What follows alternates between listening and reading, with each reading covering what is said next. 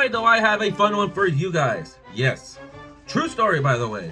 So I was on eBay looking for some pre-war baseball cards because pre-war baseball cards are cool, right guys?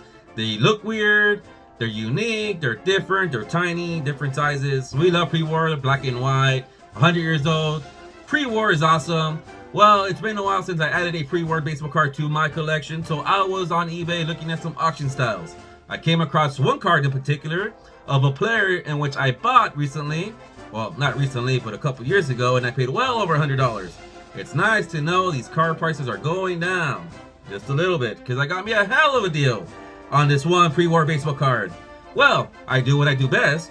I looked at the description, I noticed that they combined shipping, and I bought 4 cards in total.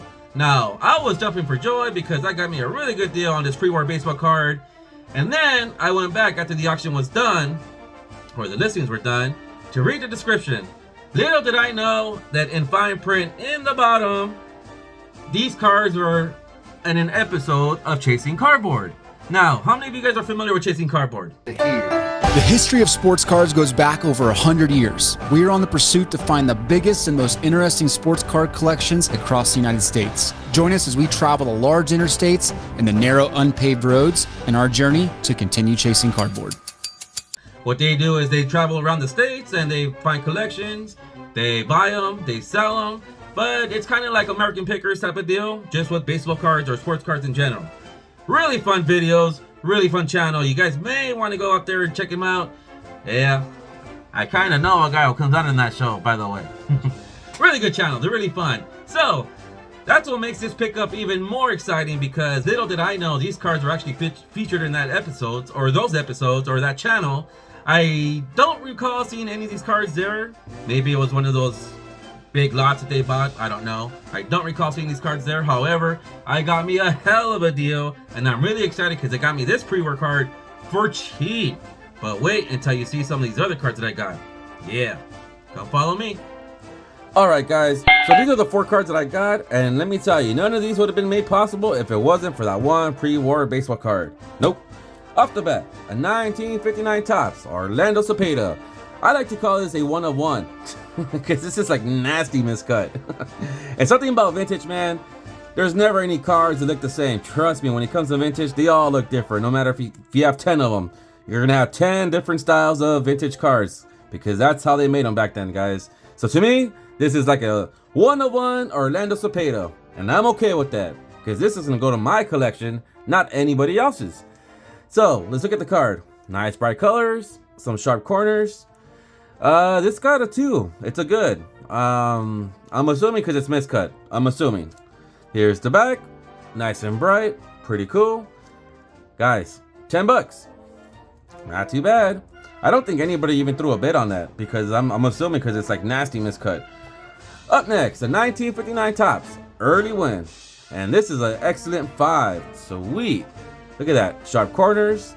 Nice bright colors. Centering's pretty sick. Here's the back. And I didn't realize that Early Win actually started in 1939. Crazy. I was reading this in a minute ago, and I was like, oh wow, crazy. He actually had a pretty long career by the time I was 58. So, $16.50. Now that's a good deal, guys. Well, actually, that's a good deal too, but that's a miscut good deal. Off the bat, another one. 1959 Topps Jim Bunning. And this one's a little off-centered, but that's okay. Nice sharp corners, very bright colors, love it. 6 excellent mint. Here's the back, nice and clean. That's pretty sweet, right? $16.50. Yep, I got both of these for $16.50. Yep, these were listed differently, by the way, in case you guys didn't know that. These were not in a lot. 10, 16, 16. All right, the card that we've all been waiting for. So how many of you guys know who Carl Mays is? Well, if you do not know who Carl Mays is and you're unfamiliar who he is, let's do a little research and see exactly who Carl Mays is. Carl William Mays was an American baseball pitcher who played in 15 seasons in Major League Baseball from 1915 to 1929. During his career, he won over 200 games, 27 in 1921 alone, and was a member of 4 World Series champion teams. But he was not known for that, guys. Nope. You see, Carl Mays wasn't a submarine pitcher. Yeah, dangerously submarine pitcher, more famously known for hitting Ray Chapman in the head, who died 12 hours later. He is the only player to die directly from an injury received during a major league game. And that is who Carl Mays is, guys. If you're unfamiliar who he is. Now check this out. This is a 1929 Tharps ice cream. Sweet. And I got me such a good deal, killer deal on this, guys. Now, this black part right here, either somebody was wiping their ass with this card, or that's probably ice cream. Maybe chocolate, maybe. Who knows? I don't know. But this card is actually almost this card is actually almost 100 years old, by the way, FYI. So, who knows where this card's been at? How many hands it exchanged? So, nothing speaks more vintage to me when you see stuff like this. And I don't mind anything like that with vintage at all, especially when it's a black and white 100 years old.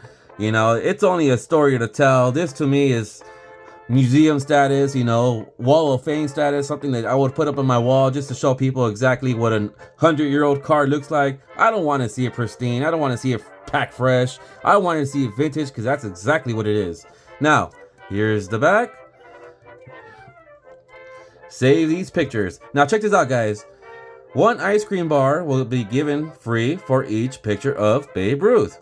Also, 1 gallon of Tharps ice cream will be delivered free to the holder, or a complete set of 60 different baseball cards or baseball stars upon surrender of same to any Tharps dealer. It's kind of hard to read that, by the way. So, now that's crazy, right? A free ice cream if you were to send your copy of a Babe Ruth 1928 Tharps ice cream. Crazy. I wonder how many kids did that. And I wonder how many kids actually kept their cards. Now, what I pay for this? Check this out, guys. $35 for this, okay? $35. Wow. That's definitely a good deal. I picked up a Carl Mays not that long ago, a year ago, maybe a little longer than that. I pay well over $100. I've been looking at Carl Mays' cards every now and then, and they've been selling for well over $100, man. So to find one already graded, authentic, you know, with a poopy stain on it for $35, I'd buy this all day, every day. And this will most likely go into my wall of fame whenever I decide to share that with you guys. Or at least when I rotate them for myself. So, that's my mail day. And I just want to say thank you, Chasing Cardboard. I will definitely buy from you guys again. You're alright on my book. So, see you guys all later. Toodles.